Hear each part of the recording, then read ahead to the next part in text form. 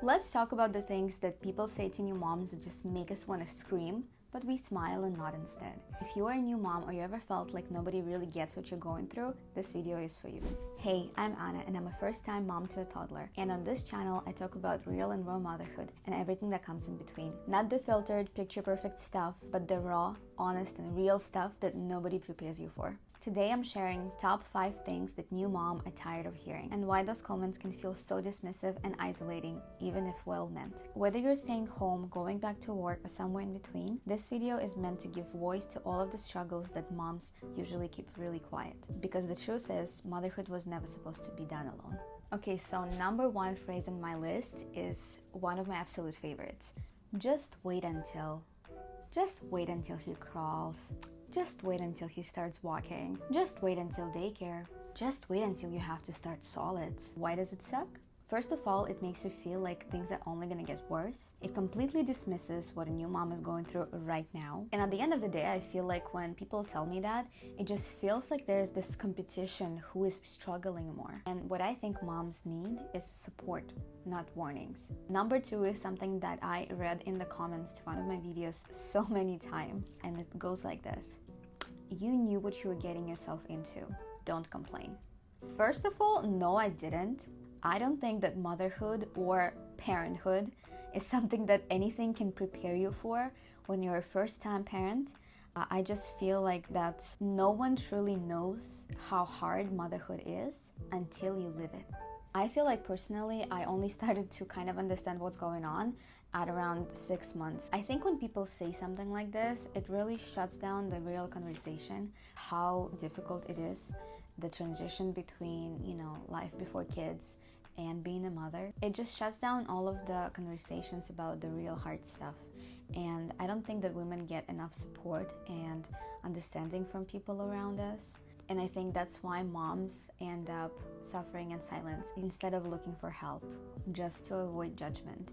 And I absolutely hate that for women. I remember personally when I was pregnant, my entire Instagram feed was filled with those picture-perfect motherhood moments. And everyone was just showing this beautiful picture of motherhood that I wish that was true, but I feel like, at least in my experience and the experience of many women I spoke with, it's nowhere near being realistic. And don't get me wrong, motherhood is truly the best thing that could have ever happened to me, and I just love my child so much. I don't know what I would do without him, but at the same time, motherhood is the most difficult thing that I have ever had to go through.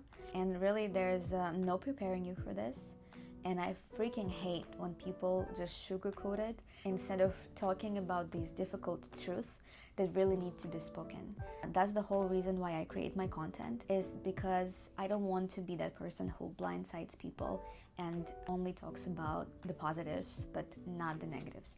Because that's why I personally felt so alone and so devastated when I was struggling, because it really felt like something is wrong with me and I'm the only one struggling. I'm the only one who sometimes finds it really hard to enjoy motherhood and enjoy my role and love my child. My toddler is now 18 months and let me tell you, we've been through a lot of stuff. So no, nobody can prepare you for this.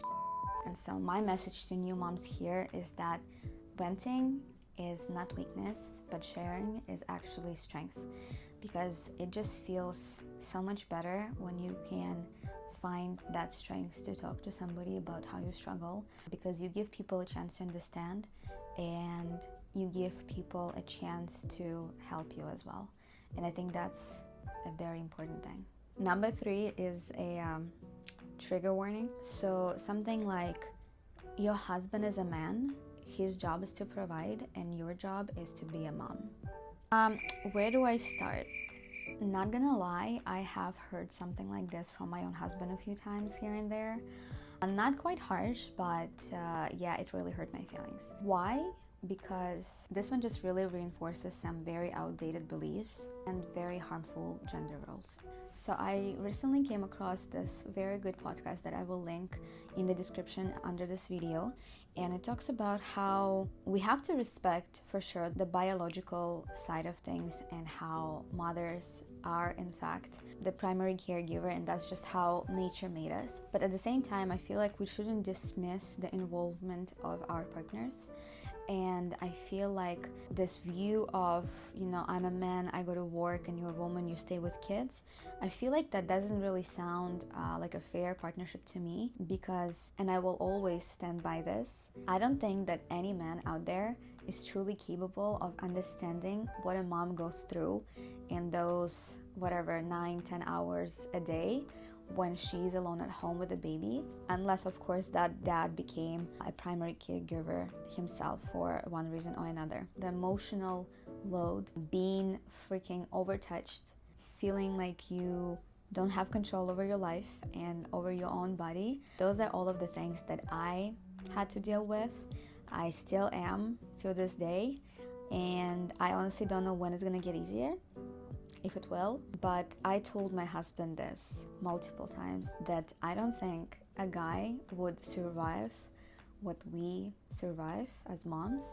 Every day, the constant pressure, the constant taking care of a baby, it's very hard. It's super hard. And that's why I feel like nowadays especially, the emotional, the physical, and the mental labor should not fall onto one parent only. It should be divided between a mom and a dad. Honestly, I myself was quite lucky in this department because my husband is a great cook and he's always loved cooking. And the first few months especially, I didn't have to take care of cooking at all, and I'm really grateful. And besides my husband, I have met very involved fathers, very involved husbands who really take responsibility other than making money and support financially, but also to share the load of a woman. But I still think that if we can get this point across to more men, that when you decide to have a family, you gotta be prepared to sacrifice more than things like, oh, now I have less time with my wife because she's taking care of the kids, and oh, sometimes I have to sleep on the couch. Stuff like that. I really feel like it's not fair that a mom's life changes just freaking 180 degrees and the fathers just get to go back to work, see their friends.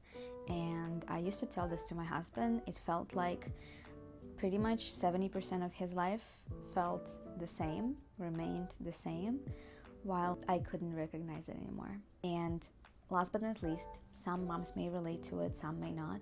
I am very fortunate to live in Canada, and I was able to take paid maternity leave for 12 months, and beyond that I stayed home because my husband's income is enough for a family. And I know I'm incredibly fortunate, and not every woman has this choice, but it is my choice to stay home.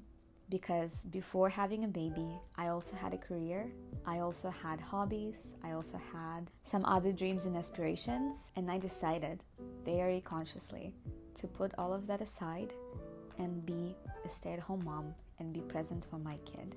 And if you feel the same, then your partner shouldn't forget this too. Number 4 on my list is a very hot topic: daycare pressure.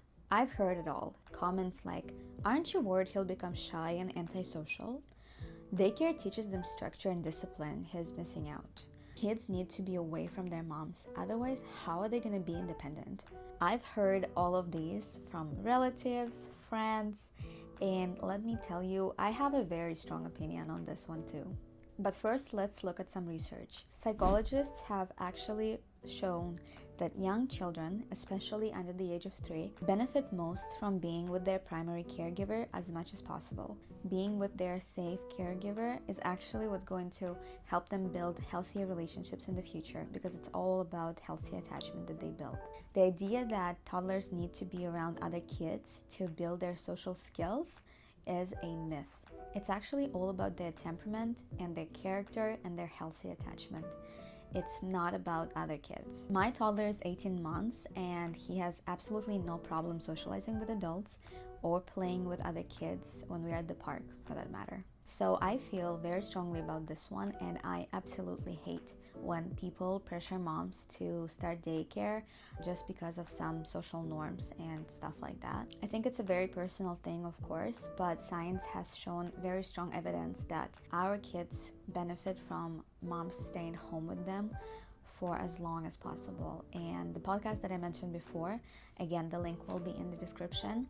I really recommend it to anyone who hasn't heard about this theory, but it really explains it very well. And I am not a scientist myself, but that podcast, I think it will give you a new perspective. My opinion on this one is that if you can afford to stay home a little longer, do so. And it will have a profound effect on your child. That being said, I of course understand that a lot of moms just cannot afford to stay home with their children because they have to go back to work and provide for their families. I really hate that. I know that in the US, mothers have to go back to work after 3 months of maternity leave, and honestly, it just breaks my heart.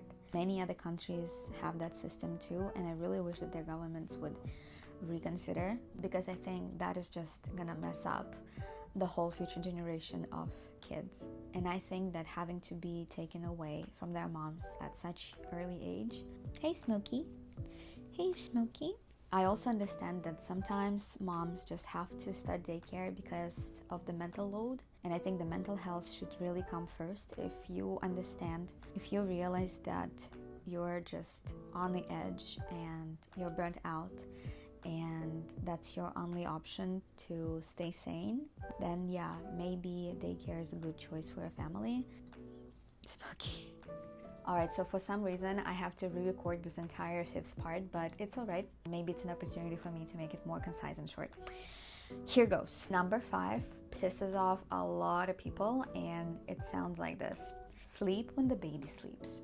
I have to admit that I have probably said this one to new moms myself one too many times, and I know it's very, very annoying to hear because the load doesn't really stop when your baby sleeps. That list of chores that you keep on the back burner, it probably adds a lot of anxiety to your day. So when people tell you that you should just, forget it and stop doing it and not worry about it, it's very annoying. But what I really mean here is that we need to let go of the pressure to keep our house clean and our lives perfect.